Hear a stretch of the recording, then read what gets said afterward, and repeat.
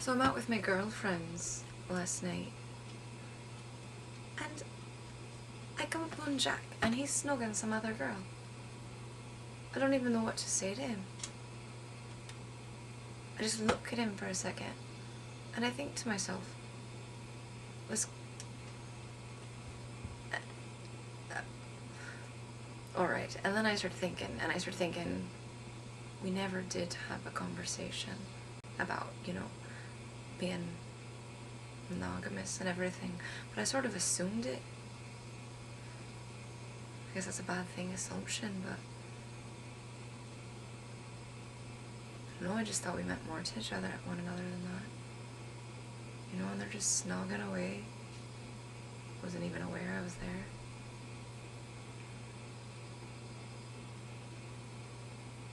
And so I call him up today, you know, I give him a ring. And he says, I don't know what you're so, you know, fired up about. Are you taking the piss? It's not that big of a deal. And I look, well, I don't look at him, I'm on the phone, but I say to him, it's not that big of a deal. So it wouldn't bother you if you came across me snogging somebody. Some man. Oh, no, he says. Alright. Well, are you shagging other people as well, or just snugging them? You know? I start to get a little fired up inside, thinking,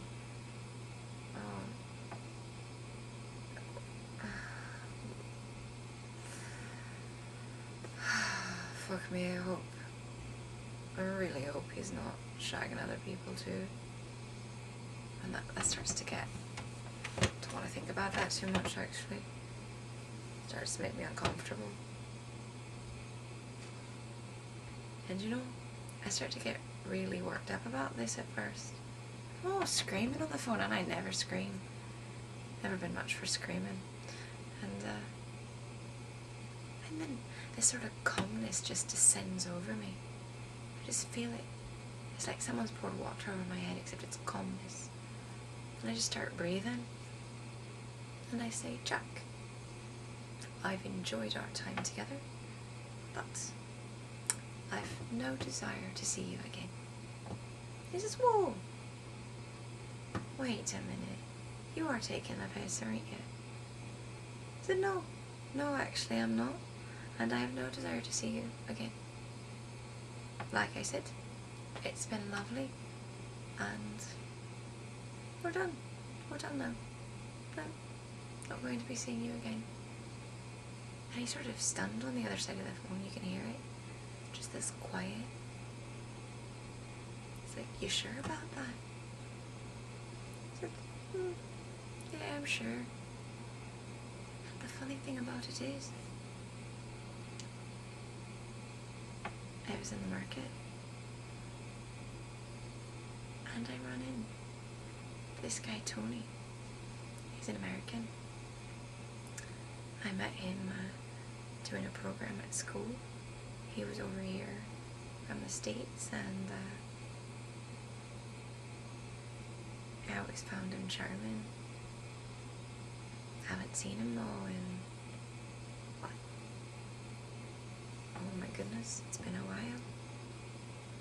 For maybe 12 years. So I see him. Can't believe it. He looks as good as ever. He's tall.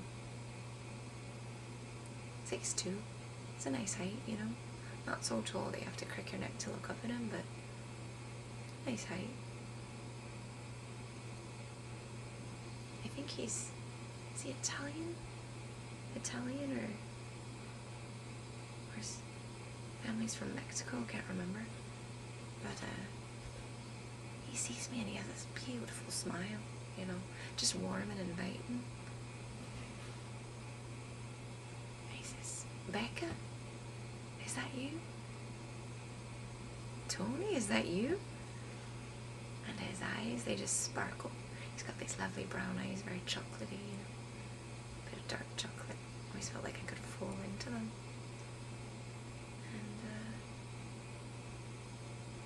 I'm thinking to myself, you know, he must be married at this point. It's been too long, and he's too good of a man not to be married. And so I casually glanced down. He's not wearing a ring, but that does not mean anything. He actually asked me out for a cup of tea. And I'm ridiculously pleased, actually. I'm surprised at how pleased I am. Quite pleased. I can feel myself sort of beaming. We go have a cup of tea and try to be casual about it, but you know, ask him. So, come on, tell me true. You're married, you have a couple of children now. He sort of laughs, chuckles a bit, you know.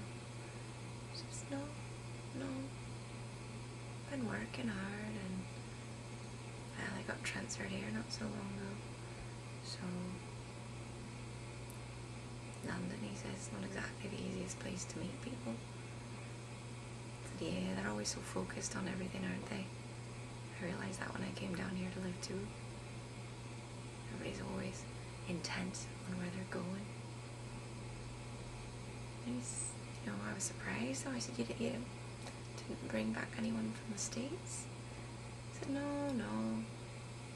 never met anyone who took my fancy. And it's a small thing, really. Silly. But I feel kind of giddy about it, actually. I think it's a possibility, really. Not that anything will happen necessarily, but it might. You know, it might.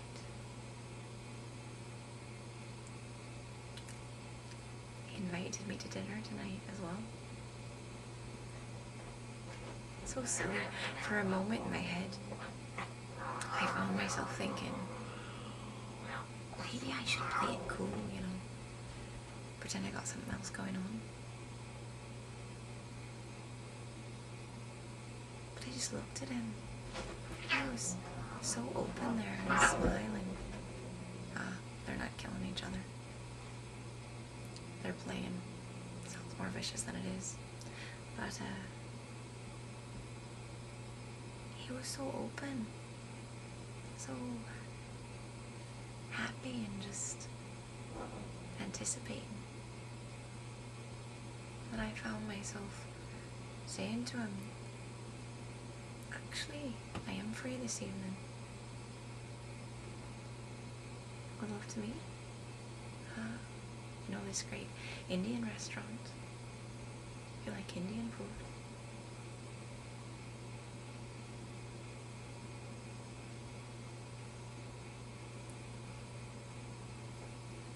And as we were finishing up our tea and saying, you know, I said I needed to do a few things, take care of some things at home, he said to me, you know, I'm so glad we met up like this. I've thought about you from time to time over the years. I always thought you were lovely and charming.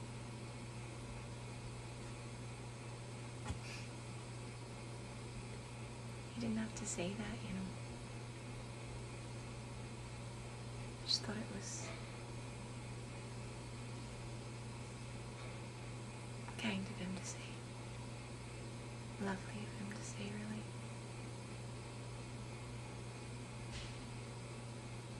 I think I blushed a bit.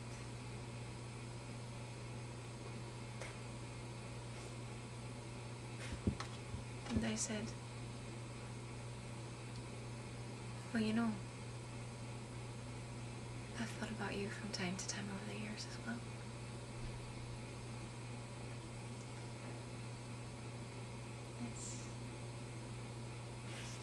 I love a bit of fate. When we run into each other again like this. And I'll see you at dinner. So, I better go get ready. them meeting in there. He wanted to pick me up, but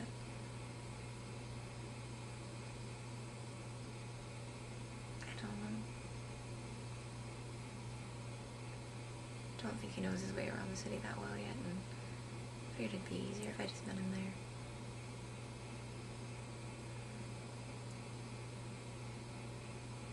Do you know, it just may be true what they say.